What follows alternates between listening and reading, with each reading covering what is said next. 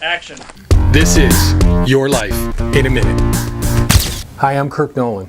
Welcome to Your Life in a Minute, where we help people build video biographies so they can leave a living legacy behind. We've filmed a lot of stories over the years, but no story has touched us more than the story of Bernadette Boylan. Bernadette Boylan was diagnosed with a rare form of cancer.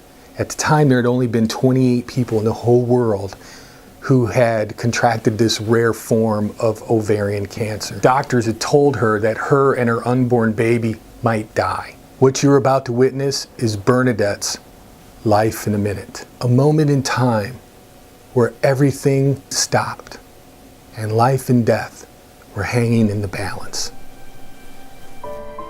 The day that I was supposed to deliver, it was a big production. The hospital had really planned for it. They knew that it wasn't just a regular delivery because, again, they still really didn't know anything.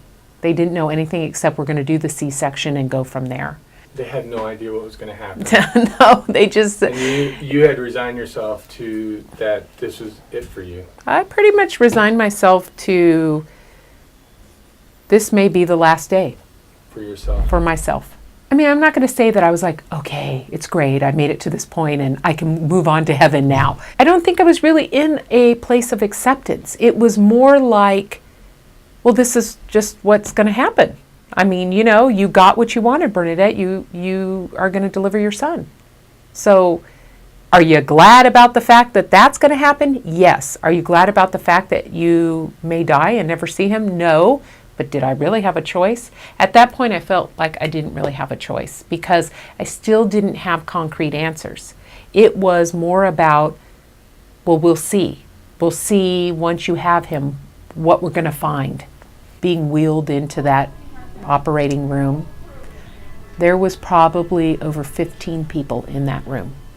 Nurses, specialists. It was like a spectacle. It was like an event. I, again, caught myself not really breathing. It was really one of those moments where, like, my mom and Brian had to remind me to breathe. It just was kind of like, can I just close my eyes and have him come out and then that would be good? I didn't even want to experience it. I just wanted to hear him. I wish they could have just put me out and then woke me up for when he was coming out. I wanted him to come out and take a breath, cry, and then I could close my eyes and be gone. That's what I wanted. And that's all I kept telling myself. All I remember was not sounds, even though it was very loud in there and it was very bright. I could smell the burning of my flesh when they were cauterizing it and all that kind of stuff. I could smell that, and it was making me so sick. And I just smelled that and thinking, that smells like death. And then as soon as they stopped doing that and they started tugging and pulling, I think it was the first time I had smiled in months because I knew he was coming and they had a hard time getting him out. Brian said, I see his head. I see his head. He has a lot of hair. His hair looks like yours. And I just remember smiling and then crying. And they pushed really hard on my stomach and his head came out and he just started screaming. That was the best sound ever. And they let me see him for 1 minute, exactly 1 minute. How do you remember it just being 1 minute? 1 minute, because I was counting. I was counting because I knew I wasn't going to see him again.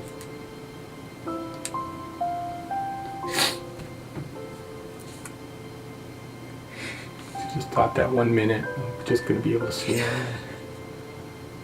I didn't even get to hold him. Got to kiss him. But I got to see his dad holding him. So, but I was happy. I was happy. And they took him away. And the doctor said, okay, we're going to put you under now. And I just told my mom I loved her.